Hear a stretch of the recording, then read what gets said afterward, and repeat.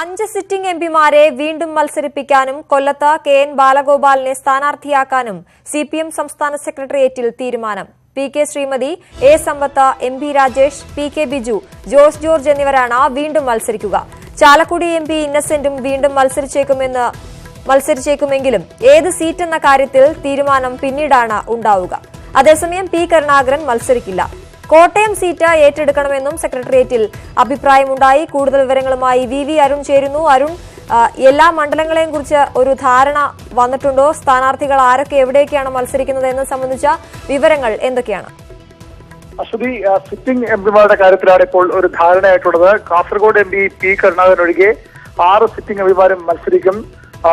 ചാലക്കുടിയിൽ ചാലക്കുടി എം.പി. ഇന്നസെന്റും മത്സരിക്കും. അദ്ദേഹത്തിന് മണ്ഡലത്തിന്റെ കാര്യത്തിൽ ഇപ്പോൾ ചെറിയ അധ്യക്ഷത നിലനിൽക്കുന്നു. ഇക്കാര്യത്തിൽ കൂടുതൽ ചർച്ചകൾ വേണമെന്നാണ് സെക്രട്ടറിയിൽ ഉയർന്ന അഭിപ്രായം. കണ്ണൂരിൽ പി.കെ. ശ്രീമതി വീണ്ടും മത്സരിക്കും. ആലത്തൂരിൽ പി.കെ. ബിജുവും പാലക്കാട് എം.പി. രാജേഷും മത്സരിക്കും. ഇടുക്കിയിൽ ജോയ്സ് ജോർജും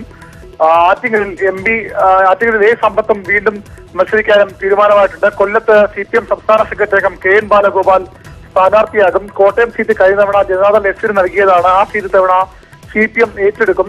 15 സീറ്റുകളിലാണ് കഴിഞ്ഞ തവണ സിപിഎം മത്സരിച്ചത്. ചിലപ്പോൾ ഒരു സീറ്റ് കൂടി, അതായത് കഴിഞ്ഞ തവണ ജനതാദൾ എസിന് കൊടുത്ത കോട്ടയം കൂടി ഏറ്റെടുത്താൽ 16 സീറ്റുകളിലും സിപിഎം മത്സരിക്കും. പക്ഷേ ഇതിൽ ഘടകകക്ഷികളുമായുള്ള ചർച്ചയുടെ കൂടി അടിസ്ഥാനത്തിൽ മാത്രമേ അന്തിമ തീരുമാനമാകൂ. ഏതായാലും കോട്ടയം സീറ്റ് ഏറ്റെടുക്കണമെന്ന് സിപിഎമ്മിൽ ശക്തമായ അഭിപ്രായം ജില്ലാ കമ്മിറ്റി ഉയർത്തിയിരുന്നു.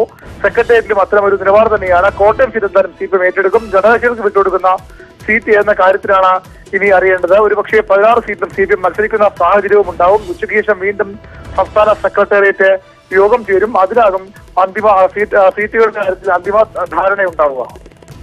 അരുൺ പറഞ്ഞതുപോലെ സിറ്റിംഗ് എംപിമാരെ വീണ്ടും മത്സരിപ്പിക്കാനാണ് സിപിഎം തീരുമാനിച്ചിരിക്കുന്നത്. അതിൽ നിന്നും പി. കരുണാകരനെ മാറ്റിയത് എന്തുകൊണ്ടാണ്? അദ്ദേഹം ഇല്ലാത്തത് എന്തുകൊണ്ടാണ് മത്സരരംഗത്ത്? പി. കരുണാകരൻ കഴിഞ്ഞ തവണ തന്നെ കാസർഗോഡ് മത്സരിക്കാൻ ഉണ്ടാകില്ല എന്ന തരത്തിലുള്ള വാർത്തകൾ, സൂചനകൾ പുറത്തു വന്നിരുന്നു. അനാരോഗ്യം അടക്കമുള്ള കാര്യങ്ങൾ അദ്ദേഹം മത്സരിക്കാനുള്ള കാരണമായി ഉയർന്നു വരികയും ചെയ്തു. പക്ഷേ കഴിഞ്ഞ തവണത്തെ പ്രത്യേക സാഹചര്യത്തിൽ വീണ്ടും അദ്ദേഹത്തിന് സീറ്റ് അനുവദിക്കുകയായിരുന്നു.